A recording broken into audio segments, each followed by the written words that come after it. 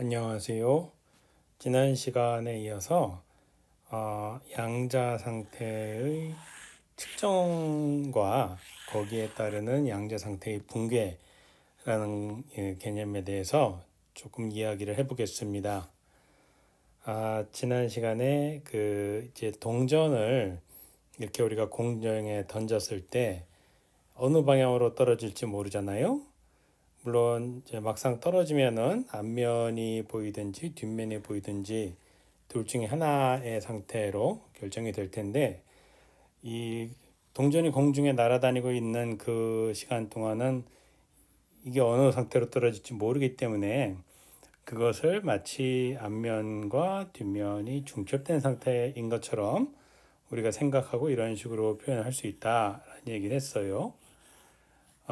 이거는 뭐 이 확률적으로 앞면도 될 수 있고 뒷면도 될 수 있다라는 그 사실을 우리가 표현하기 위해서 도입한 일종의 뭐 간단한 부호 체계, 간단한 수학적인 기법이라고 생각을 하면 되겠죠.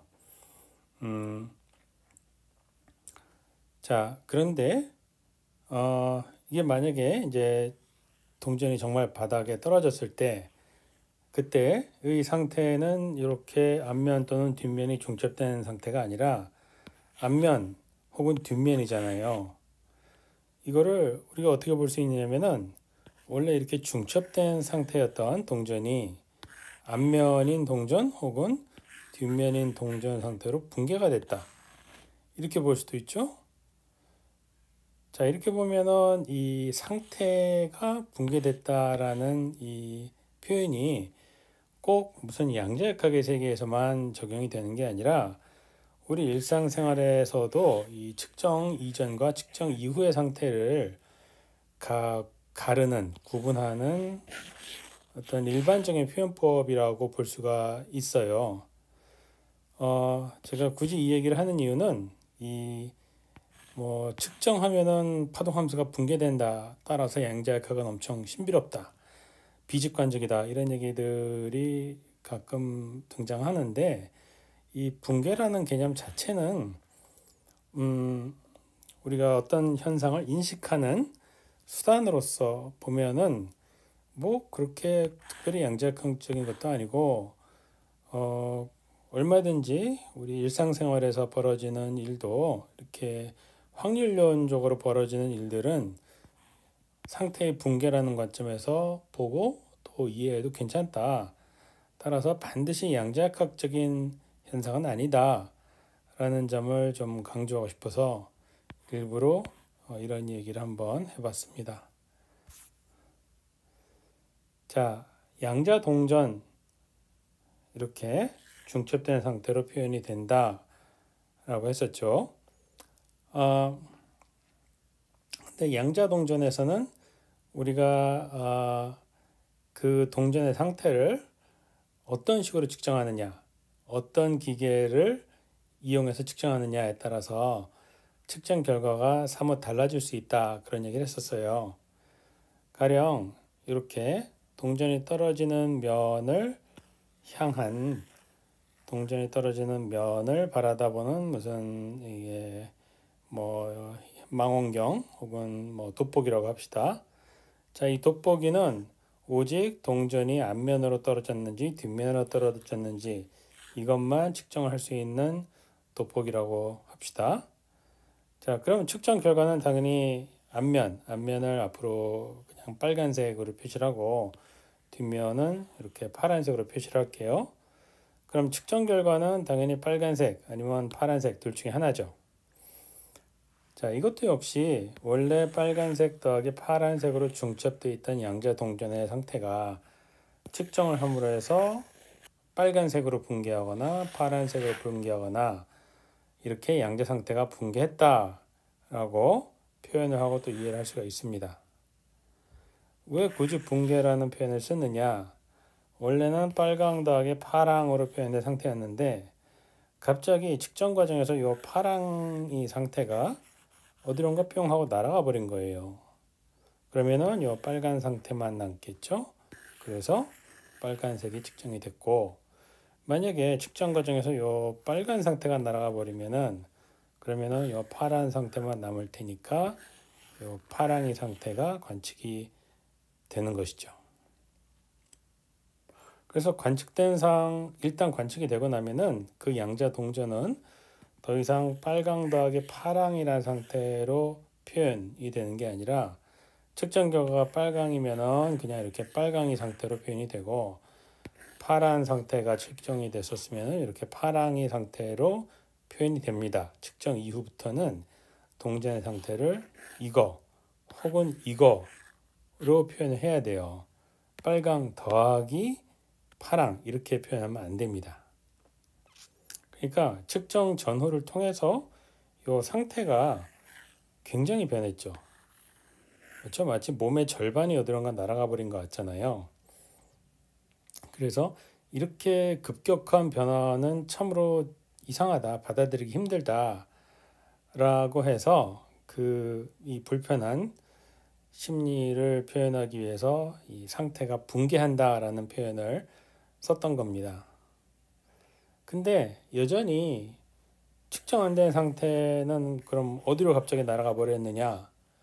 아니 자연이 뭐든지 이렇게 부드럽게 연속적으로 변해야지 측정을 했다 그래서 갑자기 몸의 절반이 날아가 버리는 게 이게 말이 되느냐라고 해서 불만을 가진 사람들, 물리학자들은 끊임없이 붕괴라는 얘기를 피하고 어떻게든 자연이 부드럽게 변한다. 측정 과정에서조차도 그런 식으로 양자역학을 이해하고 싶어 하죠.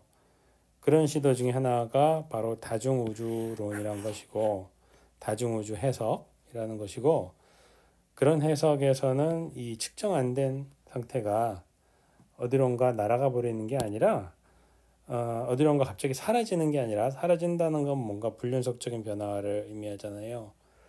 근데 그렇게 사라지는 게 아니라 그야말로 우리가 관측하지 못한 새로운 우주를 얘가 만들어서 거기로 떠나버린다. 마치 이렇게 나뭇가지 한 줄기가 두 줄기로 갈라지듯이 우리가 살고 있는 세상이 두 개로 갈라져서 한쪽 세상에서는 요 빨간 동전이 살고 다른 세상에서는 요 관측 안 된 파란 동전이 산다. 그리고 그 두 개의 우주는 각각 이제 따로 독립적으로 뭐 산다. 그러니까 이 두 우주는 항상 서로 상보적인 상태를 계속 구현을 해야 되겠죠. 뭐 그런 게 다중우주론이고 아마 듣는 분들도 제 이 얘기를 듣는 분들도 대충 그런 얘기를 하도 많이 들어서 아마 뭐 다중우주론이 그런 것이겠거니라고 다 알고 계실 거라고 봅니다. 다중우주론은 뭐 그렇게 해석을 하는 것은 자유인데 다만 그 다중우주론이라는 게 우리가 알고 있는 여러 가지 양자역학의 규칙이랑 또 어떤 기본적인 물리 법칙들이랑 서로 위배되지 않으면서 조화롭게 맞물려야 비로소 이것이 다중우주 이론이라고 인정을 받을 수가 있는 것이거든요. 가령 생각할 수 있는 문제점 중에 하나가 뭐냐? 이 관측 안 된 파란 동전이 어디론가 다른 우주로 갔어요. 그러다가 갑자기 이 태어났을 때 헤어진 이 형제를 찾고 싶어서 원래 우주로 돌아왔습니다. 그래서 이 빨간 동전이를 만났어요. 자, 그러면은 파란 동전과 빨간 동전이 이제 서로 만나죠. 만나면은 동전이 원래 하나 있던 세상에 동전이 두 개가 되잖아요. 그러면은 동전 무게가 뭐 1g이었다. 그러면은 갑자기 동전이 두 개가 됐으니까 동전 총 무게가 2g이 됩니다. 그러면 질량이 갑자기 늘어나죠. 근데 이 질량이라는 것은 또 보존이 돼야 되잖아요. 질량 보존은 에너지 보존이랑 연관이 되고 하기 때문에 이 다중우주로 갈라졌던 두 사물이 만나서 뭐 서로 대화하고 뭐 어벤져스에서처럼 서로 대화하고 뭐 칼싸움도 하고 하는 게 일단 에너지 보존 법칙을 깹니다. 뭐 인과론도 깨고 뭐 여러 가지 온갖 법칙을 다 깨겠지만은 제일 단순하게는 질량 보존, 에너지 보존 이런 법칙을 깨요. 그래서 과연 다중우주론이 설령 맞다고 해도 서로 다른 우주로 갈라선 이 물질의 상태는 사실은 더 그 뒤로는 더 다시는 만나서 얘기하고 하면 안 되거든요. 그러면은 과연 다중우주론이 맞는지를 우리가 실질적으로 검증할 방법이 있느냐? 없어야 되거든요.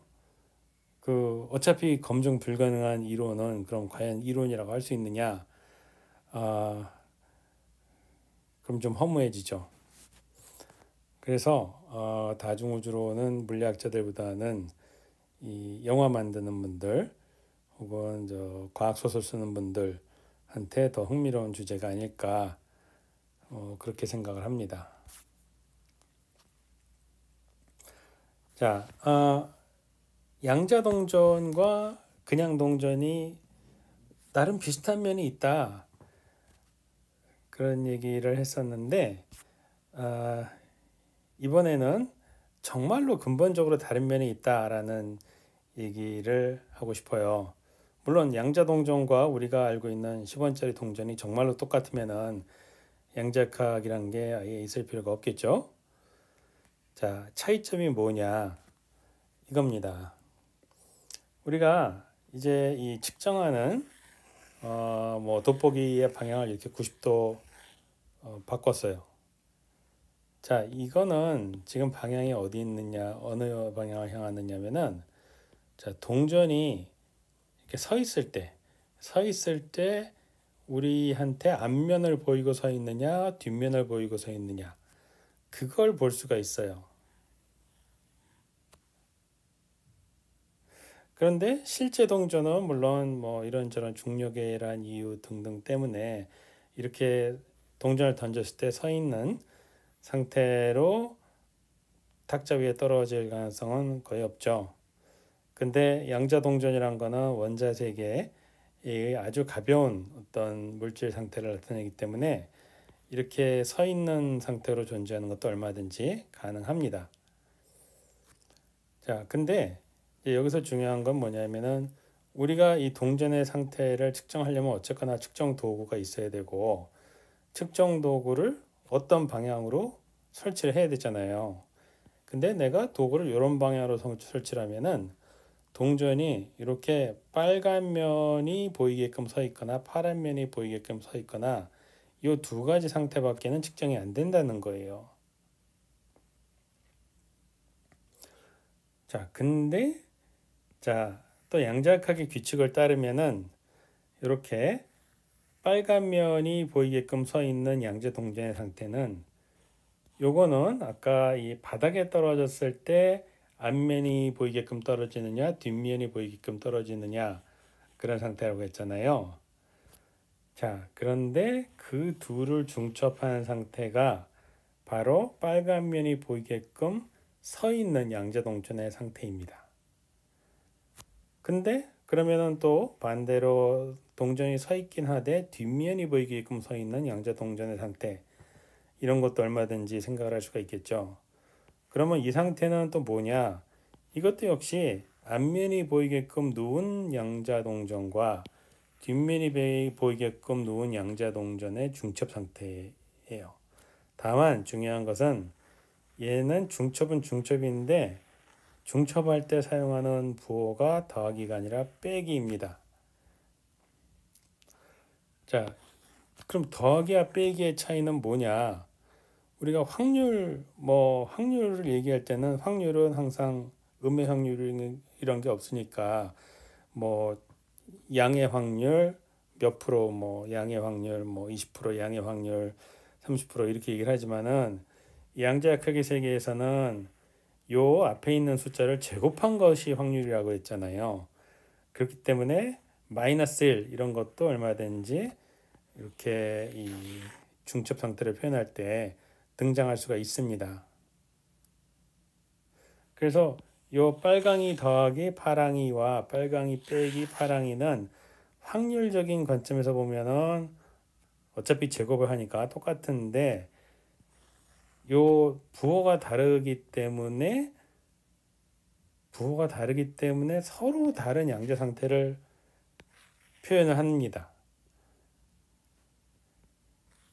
자, 이것은 서 있긴 서 있는데 앞면이 보이게끔 서 있는 양자 상태, 얘는 서 있긴 서 있는데 뒷면이 보이게끔 서 있는 양자 상태. 그리고 그것들을 표현하는 방식은 이렇게 하나는 플러스 하나는 마이너스. 자, 이거는 양자역학의 규칙이에요.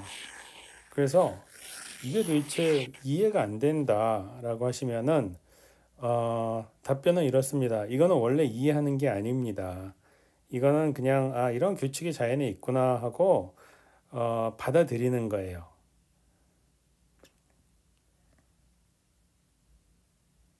그래서 이게 왜 이러냐라고 근데 참 이상하죠. 직관적이지 않죠. 근데 이거는 우리가 뭐 양자 세계가 비직관적이고 따라서 뭐 이 세상에 양자역학을 이해하는 사람은 뭐 단 10명밖에 없고 뭐 아인슈타인도 양자역학을 제대로 이해 못하고 이런 얘기들이 많이 나왔잖아요. 어, 그게 결국 무슨 얘기냐면은 뭐 양자역학이란 것이 수학적으로 뭐 이렇게 된다고 얘기를 하는 것까지는 알겠는데 왜 이렇게 되는지 도대체 이게 직관적으로 이해가 안 된다. 그런 의미에서 양자역학을 사람들이 물리학자들이 이해를 못 한다라고 하는 거거든요. 근데 이거는 마치 나는 왜 뉴턴 법칙이 F는 ma인지 그 이해가 안 된다라고 하는 것과 똑같아요. 우리가 왜 힘은 질량 곱하기 가속도냐라고 물으면은 그럴 수밖에 없어라고 더 직관적으로 그걸 설명할 수 있는 방법이 없거든요. 그냥 자연 법칙이 원래 그런 거야라고 대답을 할 수밖에 없어요. 근데 양자역학에서는 이게 말하자면 F는 ma 같은 그런 규칙입니다. 그냥 자연이 이렇게 생겼어요. 그래서 왜 이렇게 생겼냐라고 물으시면은 대답을 도와드릴 방법이 없습니다.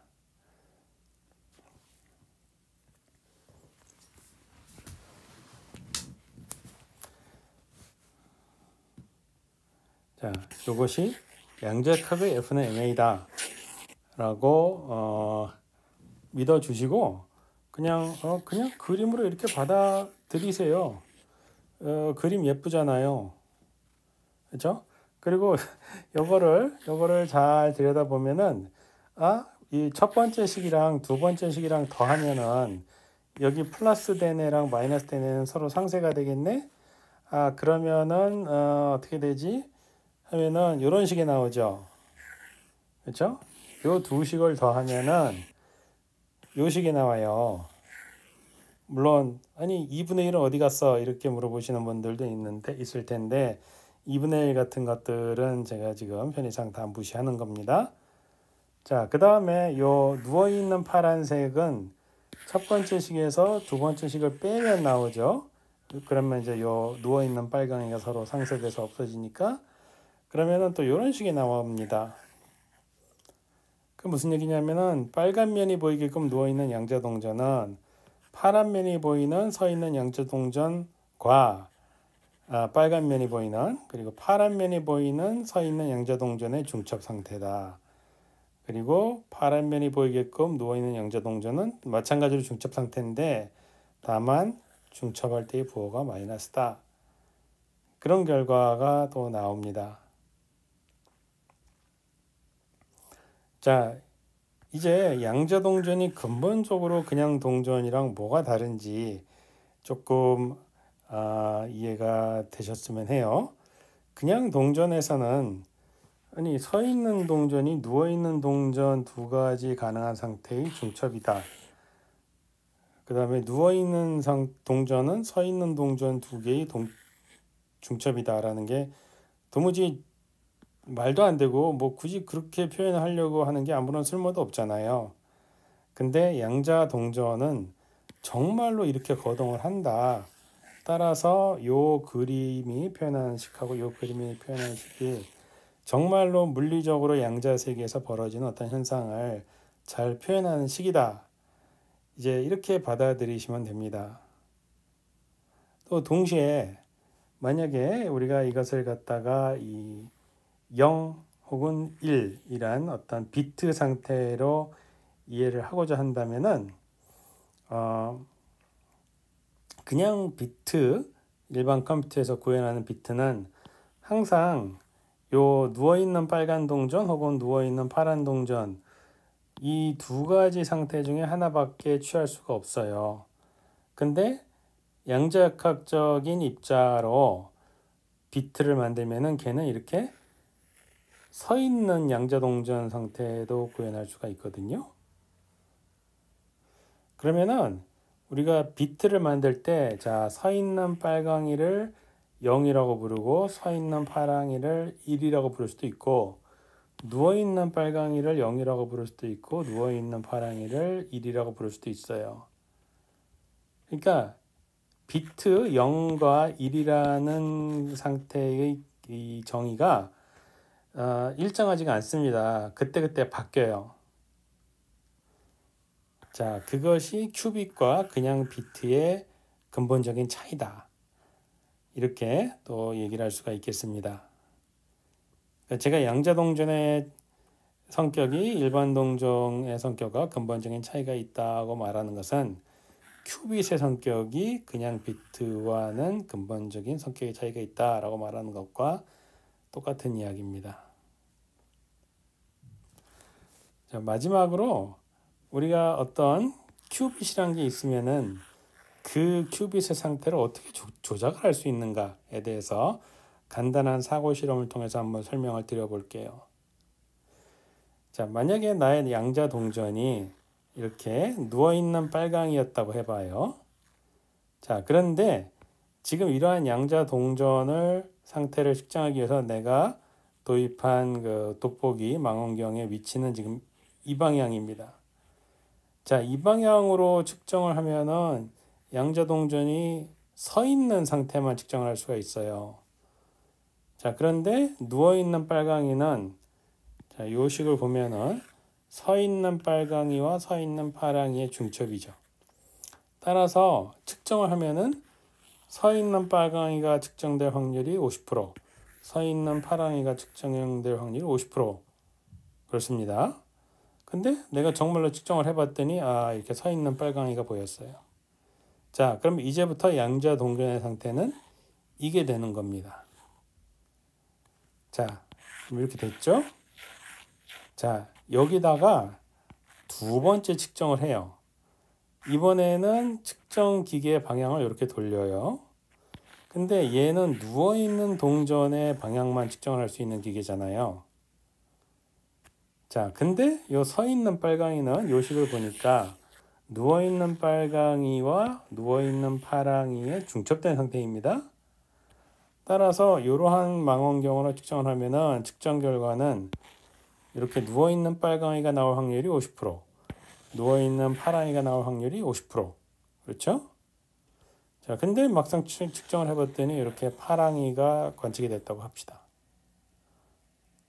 자, 그럼 이 두 번의 측정 과정을 통해서 양자 동전의 상태가 어떻게 바뀌었는가를 보면은 처음에 누워있는 빨강이로 시작을 했던 것이 서 있는 빨강이로 바뀌었다가 서 있는 빨강이가 다시 누워있는 파랑이로 바뀌었잖아요. 합하면은 누워있는 빨강이가 누워있는 파랑이로 바뀐 거죠. 자, 이거를 컴퓨터 연산의 언어로 바꿔서 표현하면은 원래 0이라는 상태에 있던 비트가 1이라는 상태의 비트로 바뀐 것이죠. 자, 이게 비트의 상태를 뒤집는 연산에 해당이 됩니다. 자, 그럼 이런 아주 물론 극단적으로 간단한 얘기는 하지만은 우리가 양자 컴퓨터를 어떻게 만드는가를 지금 단적으로 보여주는 한 사고 실험을 한 거예요. 양자 컴퓨터를 만들려면은 양자 상태를 구성하는 그 큐빗들의 상태를 0에서 1, 뭐 1에서 0 이런 식으로 계속 쭉쭉 바꿔 나가야 되거든요. 그럼 어떻게 바꿀 것이냐? 지금 그 한 가지 방법을 보여드린 겁니다. 0이라는 상태에서 1이라는 상태로 바꾸는 방법을 양자역학적으로 바꾸는 방법을 제가 지금 보여드린 거예요. 물론 이제 이것보다 훨씬 더 다양한 종류의 연산을 할 수 있어야 되고 따라서 이 측정 과정도 이렇게 단순히 뭐 보는 망원경의 방향을 바꾸는 이런 걸로는 안 되겠죠. 하지만은 우리가 원하는 모든 가능한 연산에 대해서 뭘 어떻게 해야 되는가, 어떤 측정을 해야 되는가 이런 것들이 지금 다 밝혀져 있습니다.